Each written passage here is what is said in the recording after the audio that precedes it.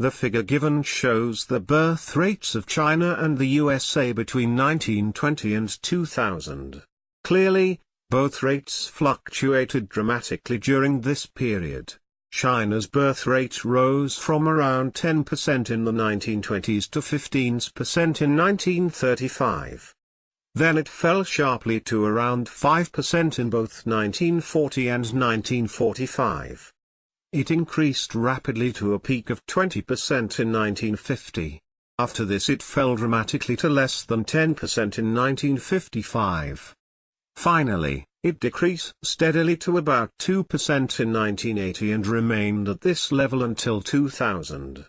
Meanwhile, the US birth rate fluctuated at around 12% from 1920 to 1940. It decreased dramatically to under 5% in 1945. Next it increased rapidly to a peak of about 15% in 1950. After 1950, it fell gradually to about 12% in the 1960s and around 7 or 8% during the last 20 years of this period. Therefore, although the US birth rate generally higher than the birth rate of China, especially after 1950, both birth rates followed a very similar trend. A glance at the graph provided reveals some striking similarities between the Chinese and US birth rates during the period from 1920 to 2000.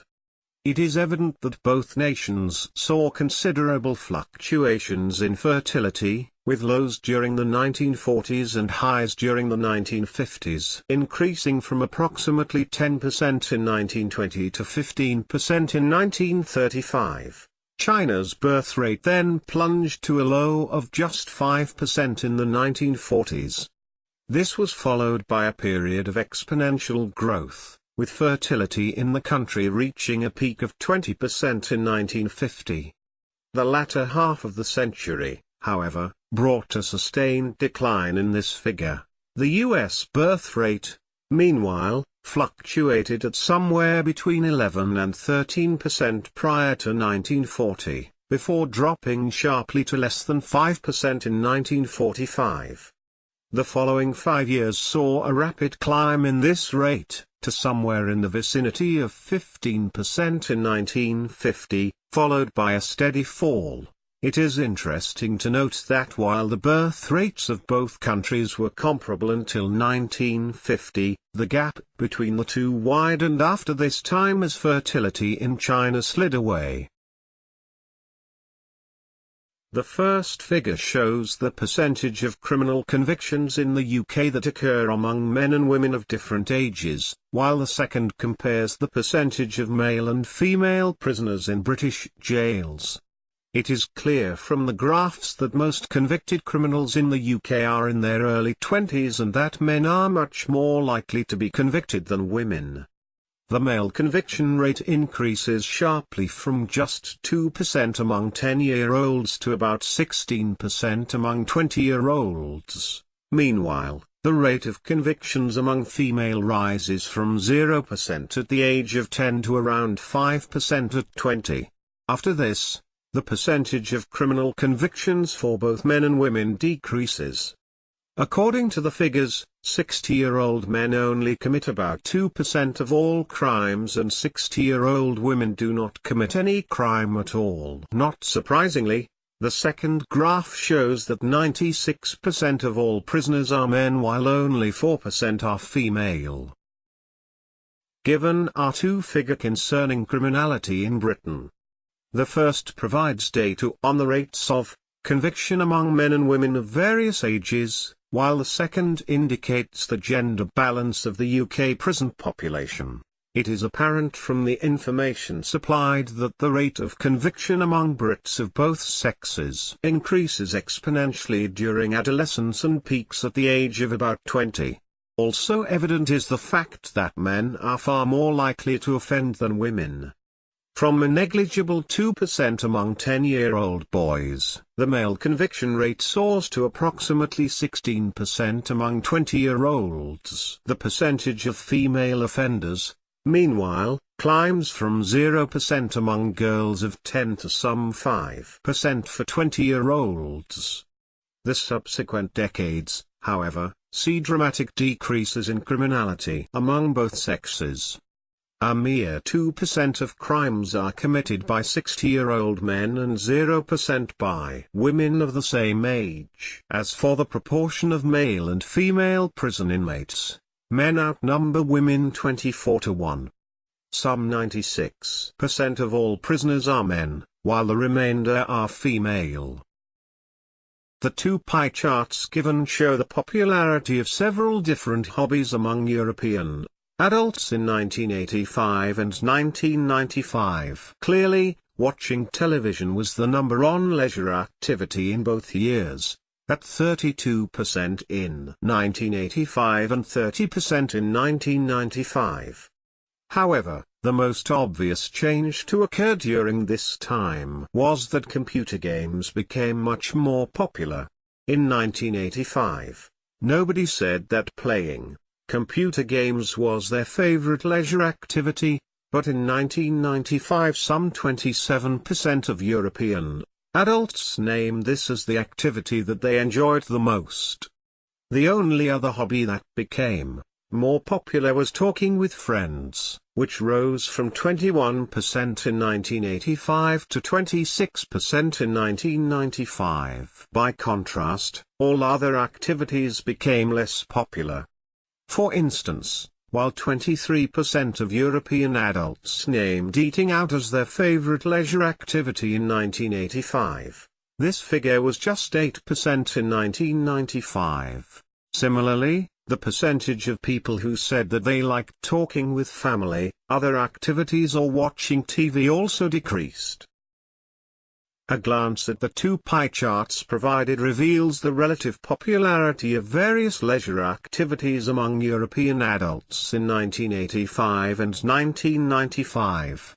Of these activities, watching TV was the most widely enjoyed in both years, at 32% in 1985 and a slightly lower 30% in 1995.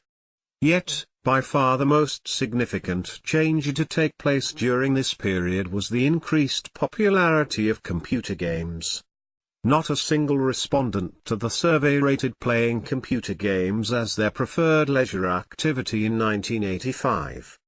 However, by 1995 this figure stood at 27%, the second highest overall. Also more popular in 1995 was talking with friends, at 26% compared to 21% a decade earlier.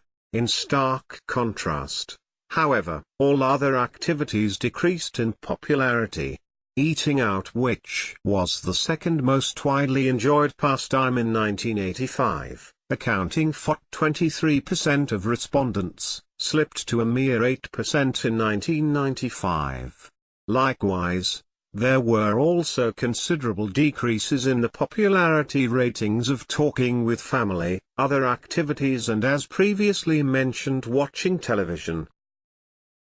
The first figure compares the number of people connected to the Internet in 5 European countries in 1995, 2000 and 2004, while the second shows the level of Internet shopping in these countries in 2004. Clearly, Britain had the most Internet users.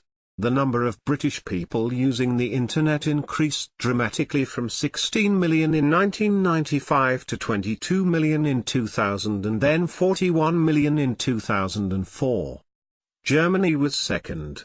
The number of Internet users in this country rose from 5 million in 1995 to 14 million in 2000 and then 15 million in 2004.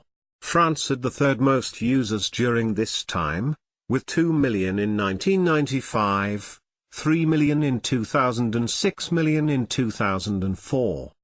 Meanwhile, the countries with the fewest Internet users were Switzerland and Spain. Interestingly, Britain also had the highest level of Internet shopping in 2004. It had twice as much online shopping as Germany and 3 times as much as Switzerland.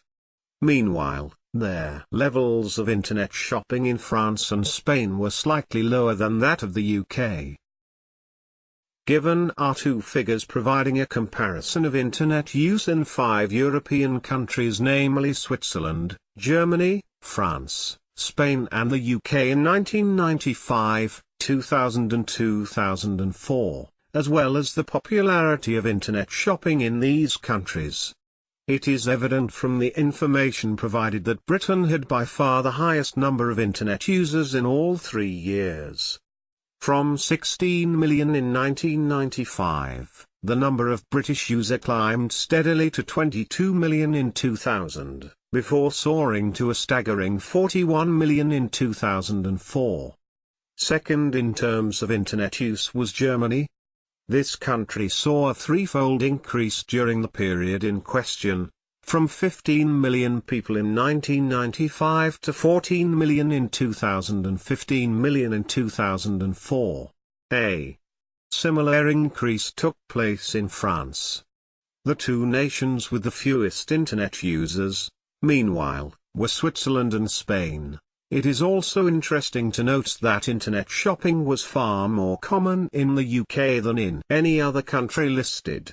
In fact, the prevalence of internet shopping in Britain was double that of Germany and triple that of Switzerland. France and Spain, meanwhile, had moderate levels of online shopping. The table given compares the age, length and annual carrying capacity of metro systems in London, Paris, Tokyo, Washington, D.C., Kyoto and Los Angeles. It is clear that the newer metro system are generally much shorter than the older ones. The oldest metro system is that of London. It was built in 1863 and is 1,100 kilometers long. Meanwhile, the second oldest metro system is in Paris.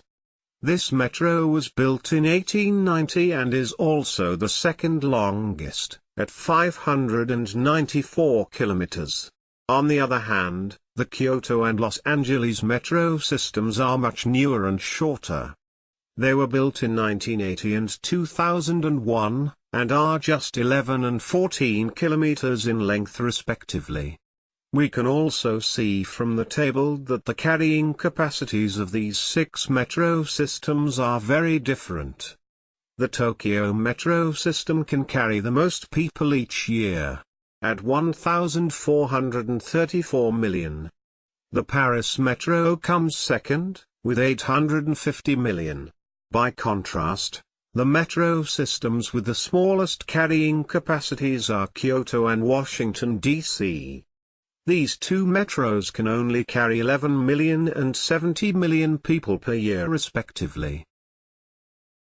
A glance at the table provided reveals a number of clear differences between the major metro systems of the world in terms of age, scale and annual carrying capacity. One particularly interesting fact highlighted by the figure is that the more recently established metro systems are considerably shorter than the older ones. Completed in 1863, the London Underground is the oldest of the metro systems listed and also the longest, extending for 1,100 kilometers.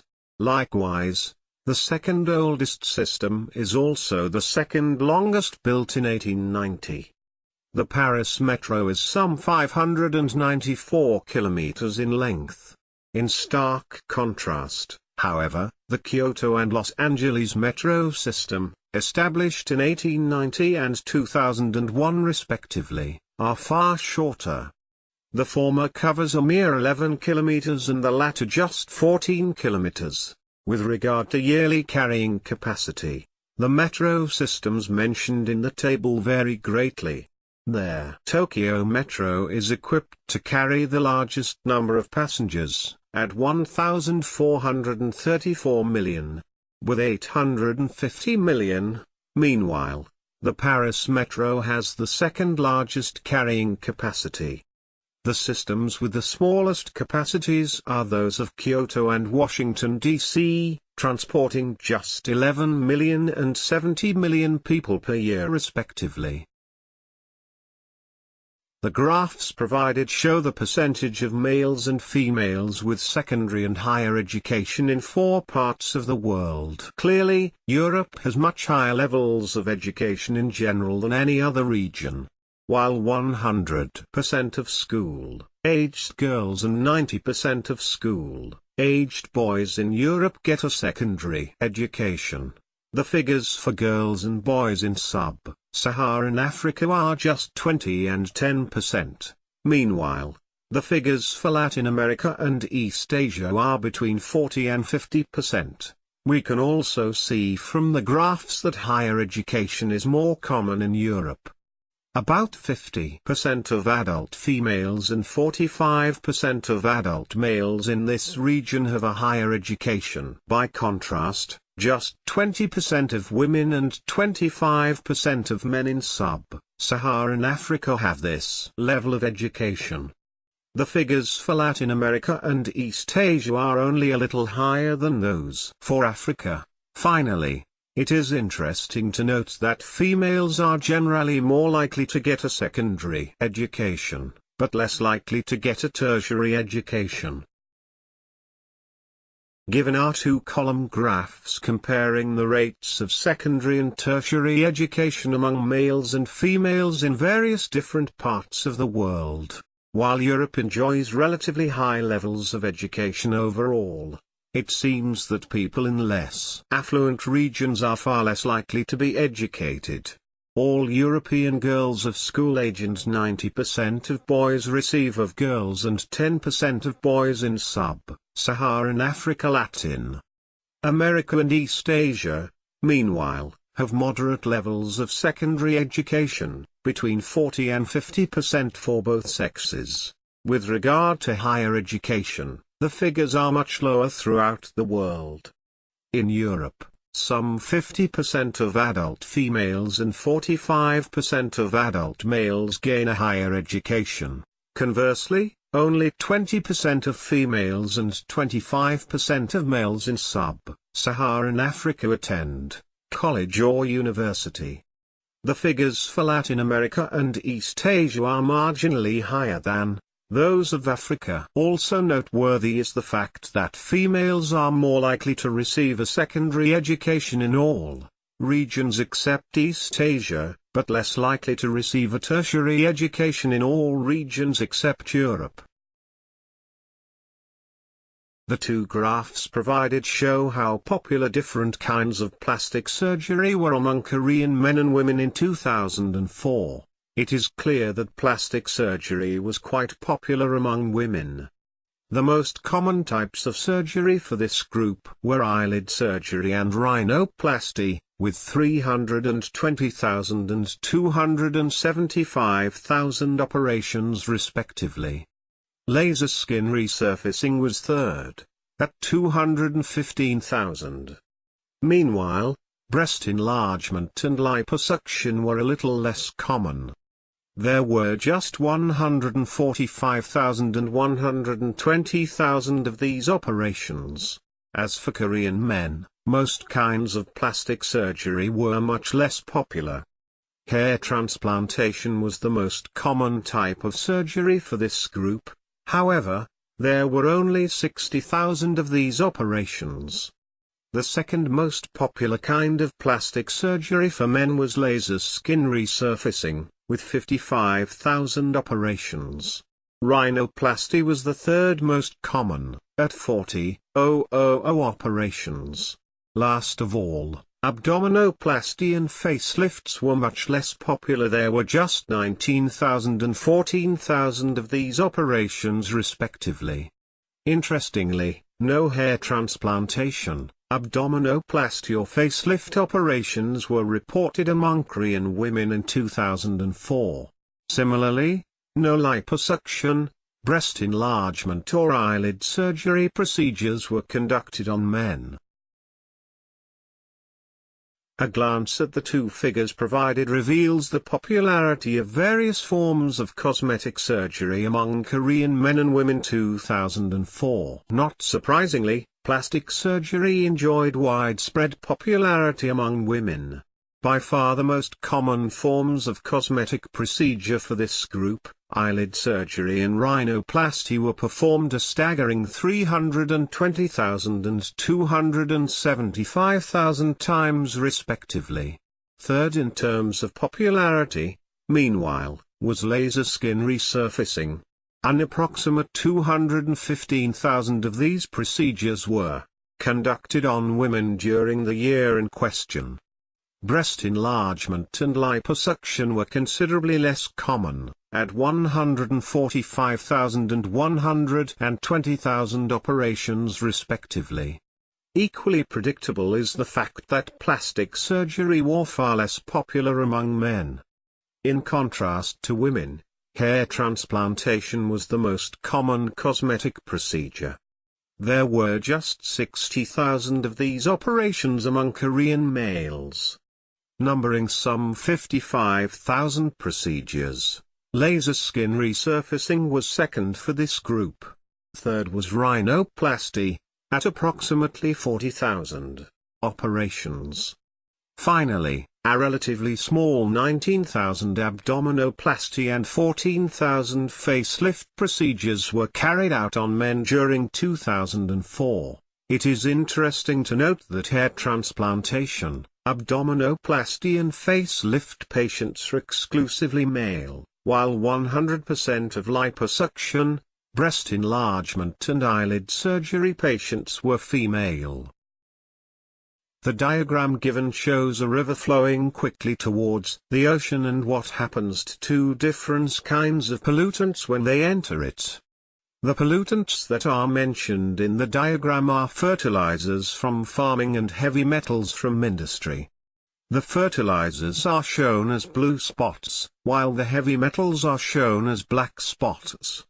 It is clear that the pollutants from industry stay in the river for a longer period of time than their pollutants from farming. According to the diagram, plants growing on the riverbed remove fertilizers from the water through a process called nitrogen fixation. However, they do not absorb heavy metals in the same way.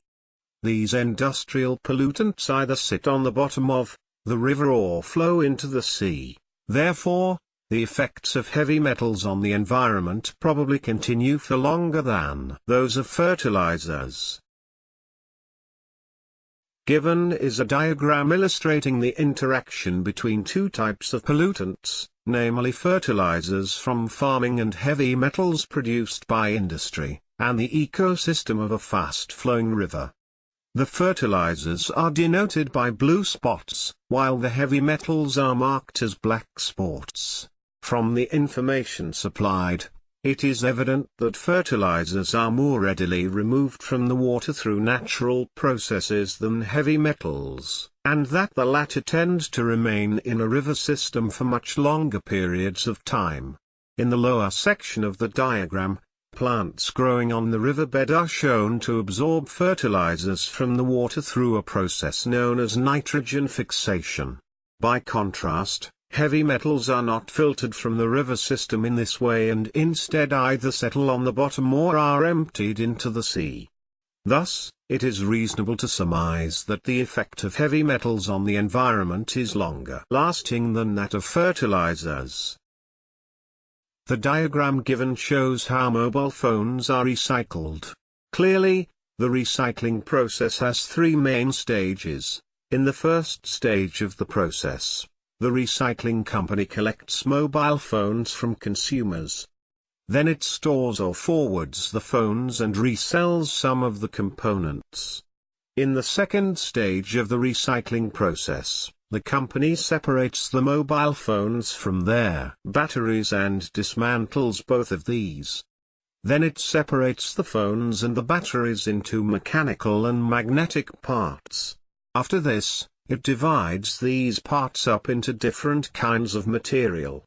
The kinds of material that are mentioned in the diagram are metals parts and writing boards, plastics and other materials. In the third part of the process, the recycling company removes copper and precious metals from the metal parts. It smelts the copper and refines the precious metal.